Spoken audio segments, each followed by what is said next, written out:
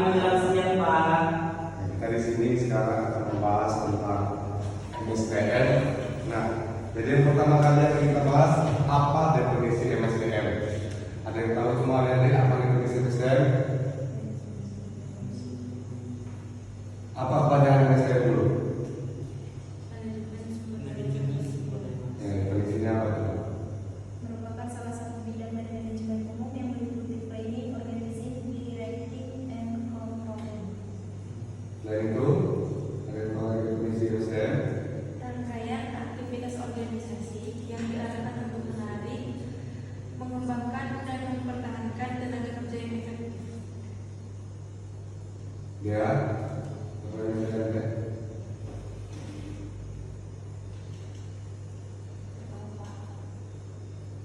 Nah, jadi kita bisa lihat di sini MSDM itu adalah usaha pencapaian tujuan perusahaan, permasalahan yang dihadapi manajemen bukan hanya pada bahan mentah, alat-alat kerja, mesin produksi, uang, lingkungan kerja, tetapi juga karyawan.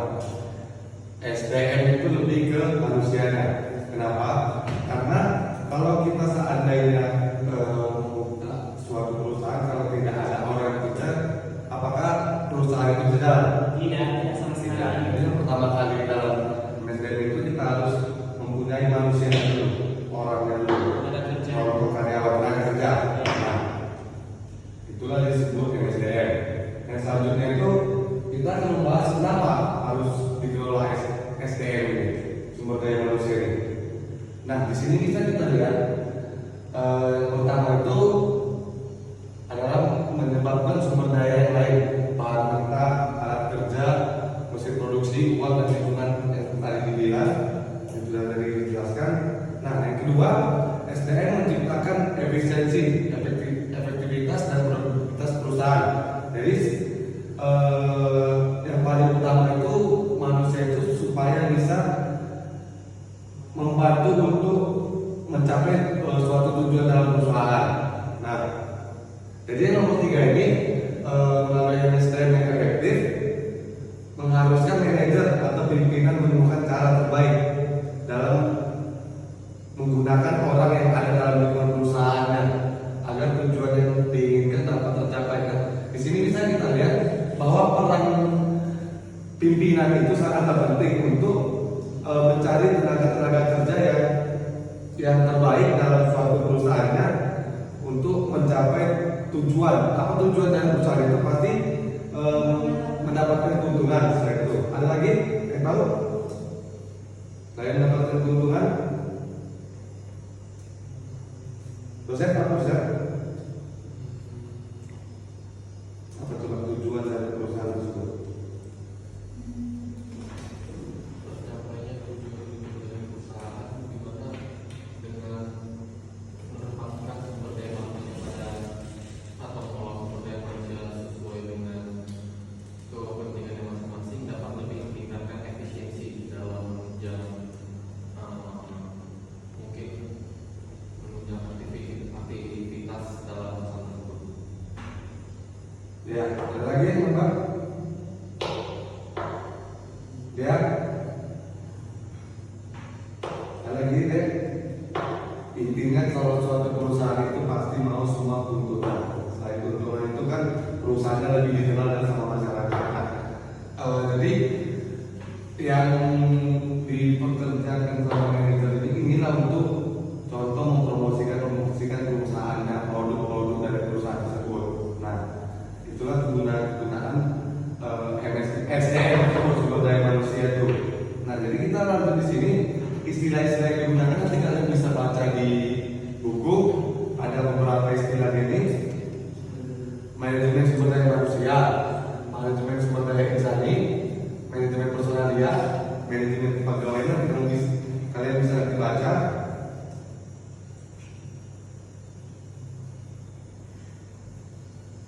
Nah, di sini kita bisa melanjutkan dari tujuan-tujuan SDM. Nah, yang seperti kita bicarakan tadi ini, SDM itu meningkatkan efisiensi dari kerja, boleh dari efisiensi kerja karyawan, lalu efisiensi waktu lebih cepat, karena kan semua contoh dan konsumen itu mau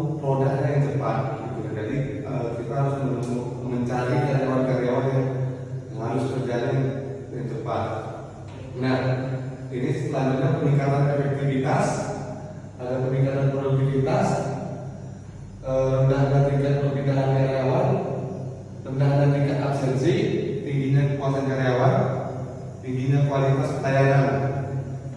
Nah, yang selanjutnya ini rendahnya komplain dari pelanggan. Nah, itulah kita kenapa setiap manajer harus mencari SDM yang terbaik, karena untuk menjaga komplain dari pelanggan itu. Karena kita tahu kalau produk kita gagal langsung, apalagi zaman sekarang kan langsung viral, langsung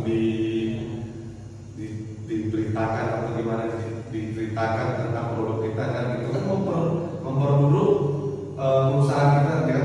Nah, disitulah kita sebagai manajer contohnya mencari yang emang supaya bisa menjaga komplain dari pelanggan.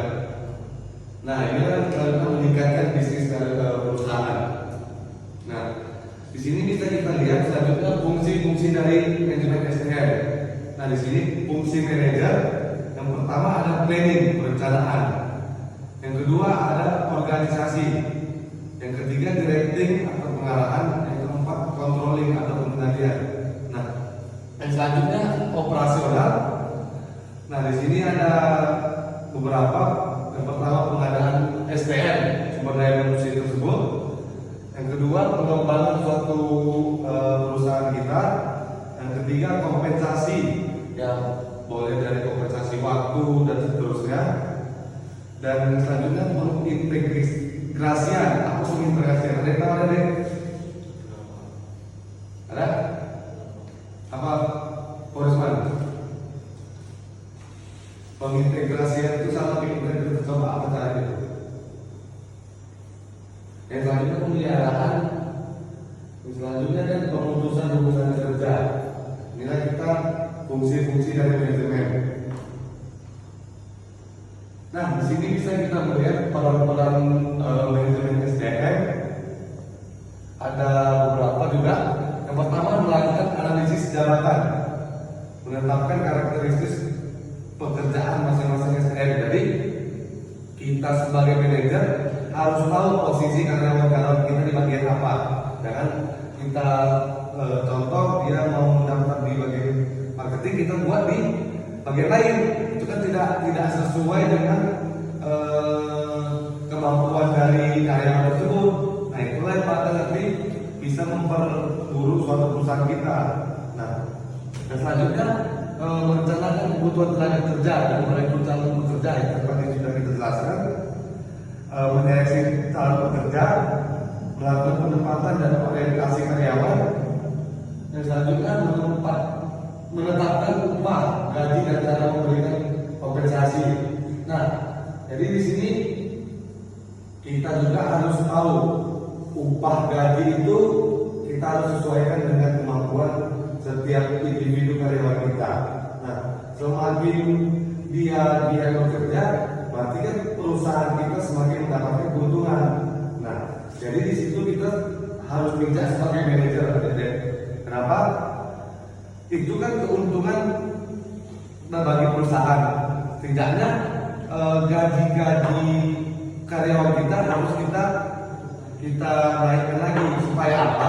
Supaya meningkatkan kinerja karyawan-karyawan kita tersebut. Nah, di sini juga kita juga sebagai manajer harus memberikan insentif. Kenapa kita harus memberikan insentif kepada karyawan kita? Porisman, kenapa? Apa gunanya kita memberi insentif pada karyawan? Ya, apa? Kenapa kita harus memberikan insentif kepada karyawan? Apa perlu? Kenapa? Ya, jadi kita harus memberikan insentif kepada karyawan kita supaya dia lebih semangat lagi kerja. Itu yang paling utama. Nah, selanjutnya di sini juga peran manajemen SDM. Ada yang pertama mengkomunikasikan, memberikan penyuluhan dan menegakkan disiplin kerja. pelatihan dan pengembangan. Jadi kan kalau kita merekrut tenaga kerja itu kan bukan sembarangan. Kita kan harus juga melihat latar belakang dari karyawan. Nah, mungkin kita yang kalau dia biasanya perusahaan besar, nggak mungkin dia merekrut karyawan yang asal-asal, ya. Jadi kita biasanya kalau dia untuk cara kita memperdalam ilmu karyawan tersebut, kita biasanya membuat pelatihan, itu pelatihan beberapa hari supaya dia lebih paham apa yang harus dikerjakan dia nanti dalam suatu perusahaan itu dalam mengembangkan perusahaan tersebut. Nah, yang selanjutnya membangun komitmen kerja. Nah, ini yang paling utama. Kenapa? Kita juga sebagai atasan kan takut karyawan kita tidak konsisten dengan kerjaannya, tapi nuntut gaji atau upah, gitu kan? Siapa yang mau perusahaan lebih juga kalau karyawannya nggak ada yang benar juga, gitu kan? Nah, di sini kita juga harus memberikan keselamatan kerja seperti jaminan jaminan apa? Nah, jaminan kesehatan BPJS atau apa gitu ke karyawan kita. Nah, ini dia ada contohnya, memberikan jaminan kesehatan, menyelesaikan perselisihan kebutuhan, menyelesaikan keluhan dan relationship karyawan. Ini maksudnya apa? Relationship karyawan dan karyawan. Hubungan kepada karyawan. Gimana hubungan kepada karyawan? Bagaimana seorang pimpinan atau manajer itu dapat menjalin hubungan dengan baik kepada karyawan guna meningkatkan efektivitas dalam produksi atau perusahaan. Ya, ada lagi yang mau nambahin? Selain dosen? Mungkin ya?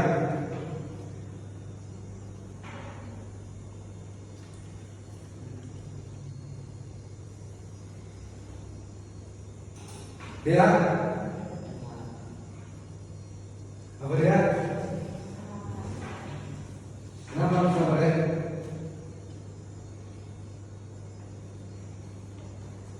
Nah, yang selanjutnya kita akan membahas tentang konsep manajemen SDM. Yang pertama itu penerapan fungsi MSDM secara makro dan mikro.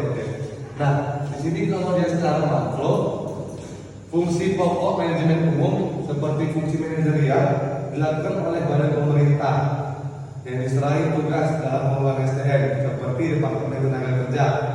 Yang selanjutnya, cara mikro, fungsi SDM secara operasional, berbagai masalah sebelum masalah itu muncul. Dan selanjutnya, SDM sudah terikat pada suatu organisasi. Itulah kita tadi sudah bahas, harus membuat SOP di suatu perusahaan itu terhadap karyawan. Nah, dia membuat kontrak kerja dan selainnya. Nah, yang selanjutnya SDM yang masih terlibat atau memberikan kontrak kerja bersama dengan suatu organisasi disebut SDM pada status makro. Ya, berarti dia karyawan tetap tuh. Nah, di sini kita juga akan membahas tentang prinsip-prinsip MSDM yang perlu diperhatikan. Ada beberapa. Yang pertama, prinsip kemanusiaan. Kenapa itu harus pertama kali prinsip kemanusiaan? Kenapa ya? Kalian tahu istilah memanusiakan manusia? Apa artinya? Bagaimana kita memperlakukan manusia setara dengan kita, terlepas dari status ataupun stratifikasi yang ada. Ya, selain itu ada lagi,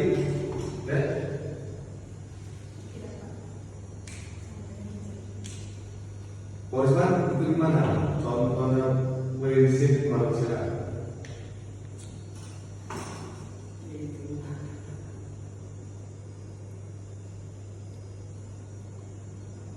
Ya, di sosial tadi betul.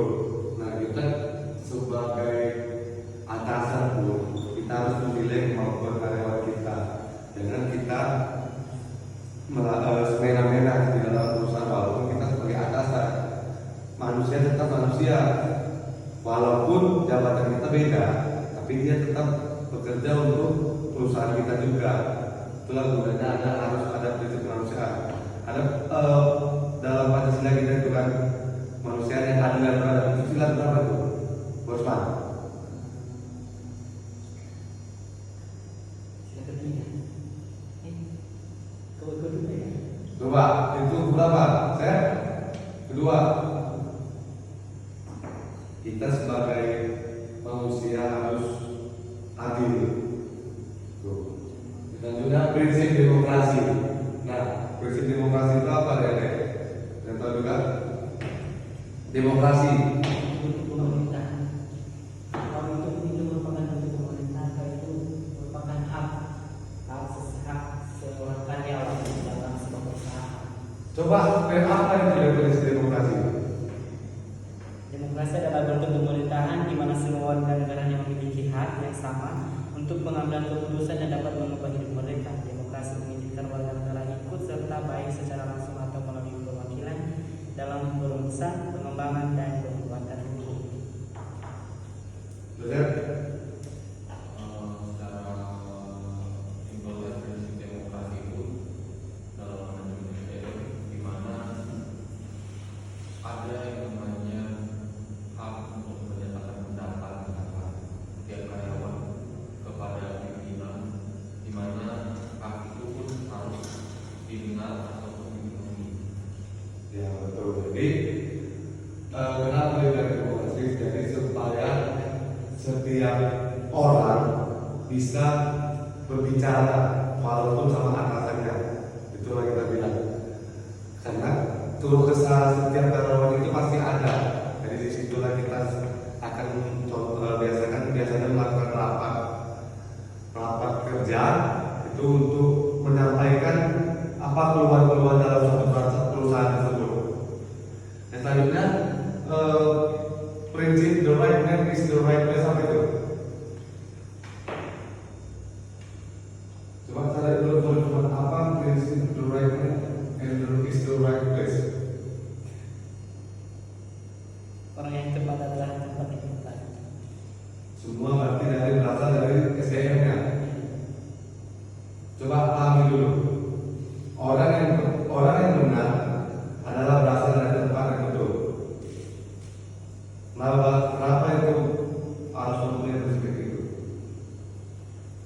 Sumber daya manusia itu ketika dia ditempatkan di suatu bidang pekerjaannya, diharapkan dia ditempatkan sesuai dengan kemampuannya ataupun kualifikasinya sebelumnya atau pendidikan terakhirnya.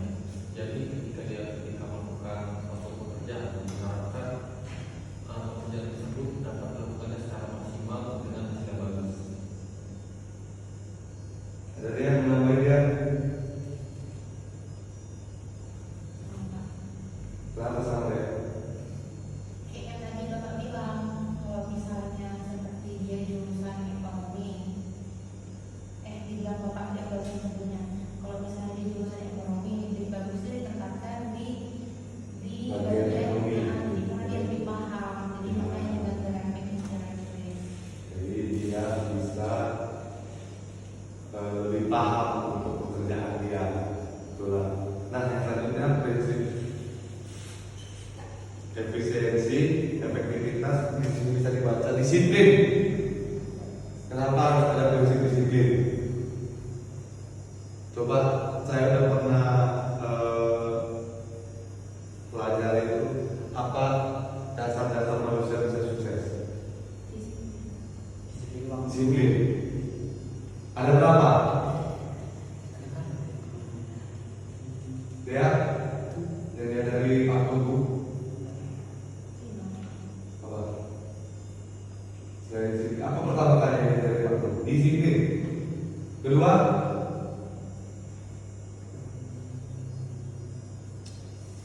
hard working. Ketiga,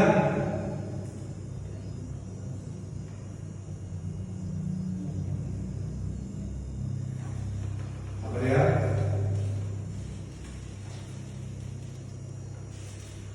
Apa Bosman? Lihat.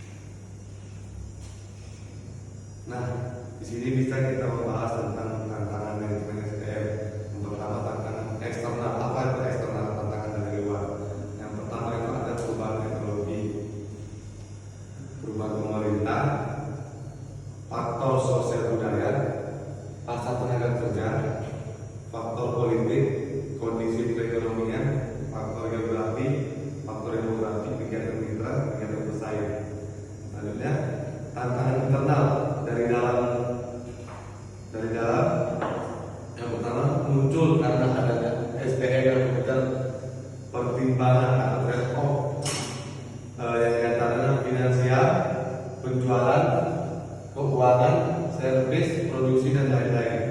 Selain itu diharapkan gula pada serikat pekerja, sistem informasi yang semakin terbuka dan budaya organisasi. Nah, nanti kalian pendalaman lagi tentang MSDN minggu depan kita sambung. Kalau ada pertanyaan yang mau tanya,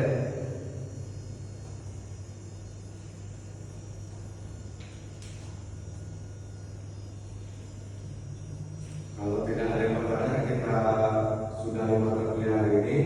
Terima kasih.